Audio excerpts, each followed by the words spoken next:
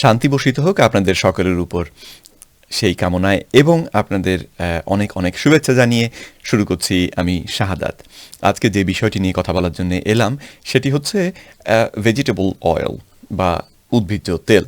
উদ্ভিজ্জ তেল নিয়ে এর আগেও আমি বেশ কয়েকখানা ভিডিও করেছি। তো আজকে যে দিকটি নিয়ে আলোচনা করব সেটি হচ্ছে যে উদ্ভিজ্জ তেল কি করে তৈরি করা হয়। উদ্ভিজ্জ তেল যদিও নাম শুনে মনে হয় যে উদ্ভিদ থেকে বা শাকসবজি থেকে, বা যেহেতু ভেজিটেবল অয়েল বলা হয়, শুনে মনে হয় যে শাকসবজি থেকে এই তেল নিংড়ে নিয়ে বার করা হয়, কিন্তু তা কিন্তু নয়। অধিকাংশ ক্ষেত্রেই এই তেলগুলো হচ্ছে যে উদ্ভিদের বিভিন্ন রকমের যে বিচি বা দানা, সেইগুলো থেকে এই তেল বার করা হয়। এবং এমন সব জিনিস থেকে এই তেল বার করা হচ্ছে যেই শস্যগুলোর মধ্যে আসলে তেল আমরা সাধারণভাবে পাই না। যেমন ভুট্টা, একটা ভুট্টাকে ভাঙলে বা তার মধ্যে আমরা তেল দেখতে পাই না, কিন্তু ভুট্টার তেল হয়। তো ঠিক একইভাবে সয়াবিনের যে বিনটা, সেই বিনটাকে যদি আমরা ভাঙি তাহলে সেখানেও আমরা তেল দেখতে পাই না, অথচ সেইখান থেকেও তেল বার করা সম্ভব। তো আজকে যদিও আমরা অনেকেই দাবি করি যে ভেজিটেবল অয়েল, এবং এমনভাবে কথাগুলো লেখা হয় যে 100% খাঁটি তেল। আমি আপনাদেরকে পিওর ভেজিটেবল অয়েল শব্দটি দিয়ে যদি গুগলে সার্চ করি তাহলে কেমন দেখা যায় সেই একটু দেখাই।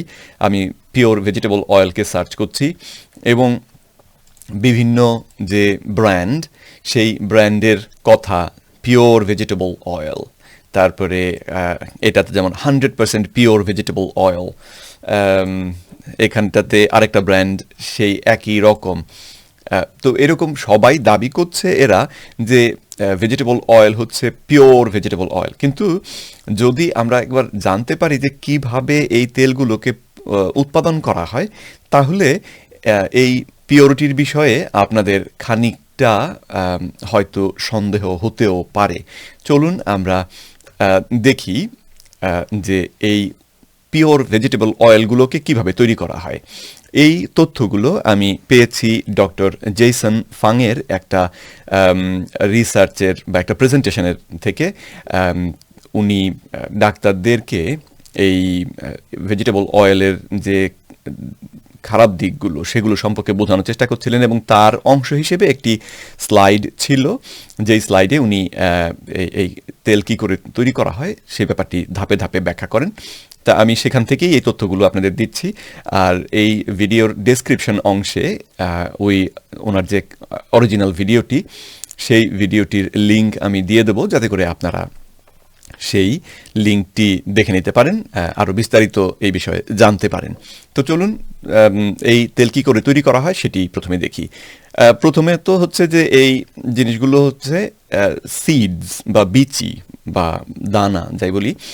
তো দানার বা বীজের উপরে একটা কোটিং থাকে, একটা থাকে, ওই শক্ত ঢাকনি মতন থাকে, আর দানাগুলো তার ভেতরে সুরক্ষিত থাকে।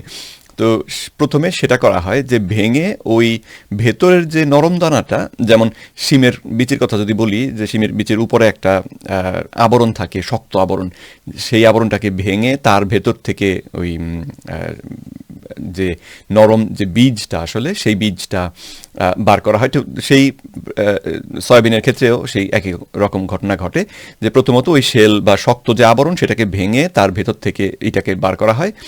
কখনো কখনো তাদের মধ্যেও আবার একটা পাতলা ত্বক মতন থাকে, একটা চামড়া মতন থাকে, সেটাকে কাটা হয় এবং তারপরে বাকিটাকে গুঁড়িয়ে নিয়ে একটা পেস্ট মতন তৈরি করা হয় বা গুঁড়ো পাউডারের মতন পরিবর্তন করা হয়। তারপরে সেটাকে গরম করা হয়।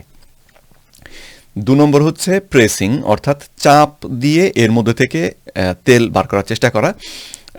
এই যে গুঁড়ো করা, যে মানে প্রথম ধাপে যে গুঁড়ো তৈরি করা হলো, সেই গুঁড়োগুলোকে একটা স্ক্রু প্রেসের মধ্যে ঢোকানো হয়, অর্থাৎ একটা যন্ত্র যেখানে কিনা অত্যন্ত উচ্চ চাপ প্রয়োগ করা যায়, এরকম একটি যন্ত্রের মধ্যে ঢোকানো হয়। এবং সেই যন্ত্রের মধ্যে চাপ প্রয়োগ করা হয় প্রায় 20, ওরে বাবা এটা কত, একক, দশক, শতক, সহস্র, অযুত, লক্ষ। তার মানে 2,06,850 কিলো পাস্কাল পরিমাণ চাপ প্রয়োগ করার পরে সেখান থেকে এই তেল বা তেলের মতন একটা তরল বেরিয়ে আসে। সেটাও তখনও তেল নয়। তো তারপরে যেটা করা হয় 3 নম্বর ধাপে হচ্ছে যে এই যে তরলটা বেরিয়ে এলো, এই তরলের মধ্যে হেক্সেন নামে একটা কেমিক্যাল মেশানো হয়। মিশিয়ে এই তেলটাকে খানিকটা আরও তরল করা হয়, মানে হেক্সেনের মধ্যে তেলটাকে মিশিয়ে নেওয়া হয়। তো তারপরে যেটা কিনা পরে ডিস্টিলিংয়ের মাধ্যমে বা ছাঁকনের মাধ্যমে বা ওই যে ডিস্টিলেশন প্রসেসটার বাংলাটা কি, যা বাংলাটা কিছুক্ষণ আগে মাথায় ছিল এখন ভুলে যাচ্ছি,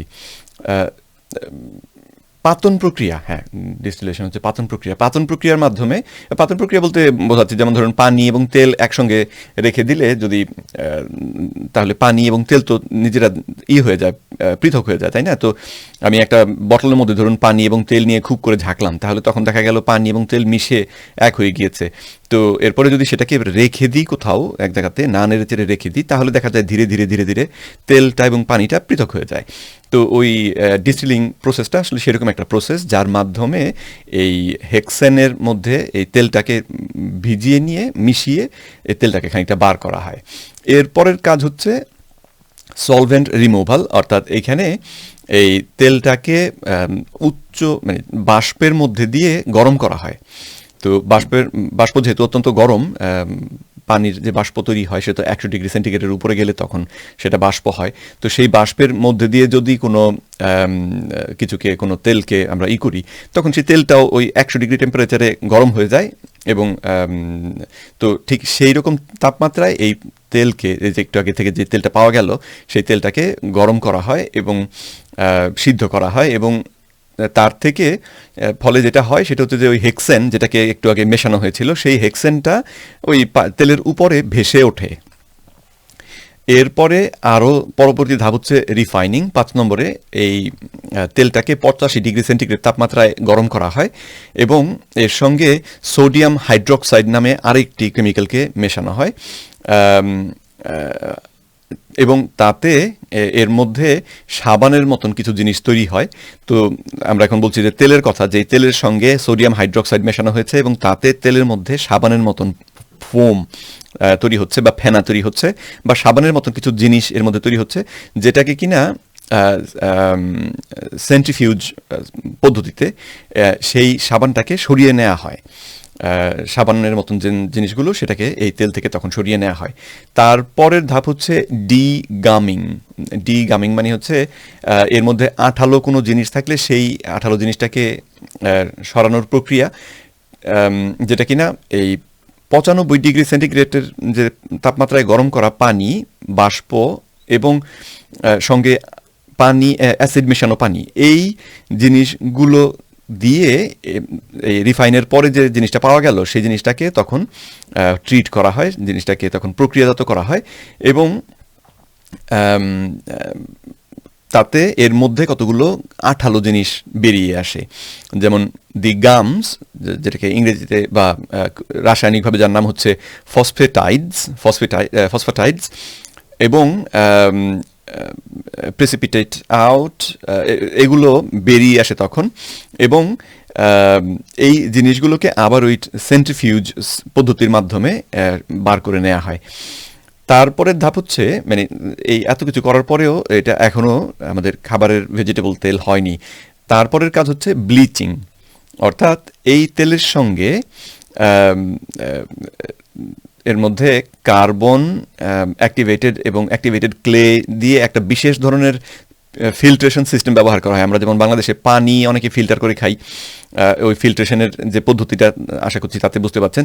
তো ঠিক এই যে তেল এখান থেকে যেটুকু পাওয়া গেল, সেই তেলটাকে এই একটা বিশেষ রকমের ফিল্টার, ফুলার্স আর্থ, এর মধ্যে দিয়ে পাঠানো হয় এবং পাঠালে পরে এটার রং তখন আর রংটা থাকে না। অর্থাৎ এর মধ্যে এই স্টেপ 6 নম্বর ধাপ অবধি এই তেলটার মধ্যে যে রং ছিল, 7 নম্বরে সেই রংটা এর থেকে চলে যায়। 8 নম্বর ধাপ হচ্ছে এর গন্ধ দূর করা। এই তেলের মধ্যে তখনও মানে ভেজিটেবল অয়েলের এখন আমরা যেরকম গন্ধ করি, অবশ্য অধিকাংশ ভেজিটেবল অয়েলই আমরা গন্ধ পাই না। তার কারণ হচ্ছে গিয়ে এই তেলগুলো থেকে তখন এই গন্ধটাকে সরিয়ে নেওয়া হয়। স্টিম বা বাষ্প এর ভেতর দিয়ে এই গরম তেলের মধ্যে দিয়ে পাস করা হয় এবং এই তেলটাকে 250 ডিগ্রি সেন্টিগ্রেডে গরম করে নিয়ে তারপরে তার ভিতর দিয়ে এই কি বলে যে বাষ্প এর মধ্যে দিয়ে পাস করা হয়। তারপরে সাইট্রিক বা সিট্রিক অ্যাসিড দিয়ে এর সঙ্গে মেশানো হয় এবং এই সমস্ত কিছু করার পরে দেখা যায় যে এই তেলের মধ্যে থেকে যে গন্ধের ব্যাপারটা সেটাকে সরিয়ে নেওয়া হয়েছে এবং এর মধ্যে যদি কোনো মেটাল থেকে থাকে, ট্রেস মেটাল যদি কিছু থাকে, ধাতব কোনো জিনিস থেকে থাকে, তাহলে সেগুলোকে এই প্রক্রিয়ার মাধ্যমে ইনঅ্যাক্টিভেট করে দেওয়া হয় বা খানিকটা বিকল করে দেওয়া হয়। এবং এত কিছু করার পরে আমরা যেটা পাই সেটাকে আমরা বলি পিওর ভেজিটেবল অয়েল এবং সেই তেল আমরা আমাদের খাদ্য হিসেবে খাই। তো আশা করছি এই ভিডিওর থেকে দেখে আপনারা এখন বুঝতে পারছেন যে পিওর ভেজিটেবল অয়েলটা আসলে কতটা পিওর এবং কেন এই ভেজিটেবল অয়েল থেকে আমাদের দূরে থাকা উচিত।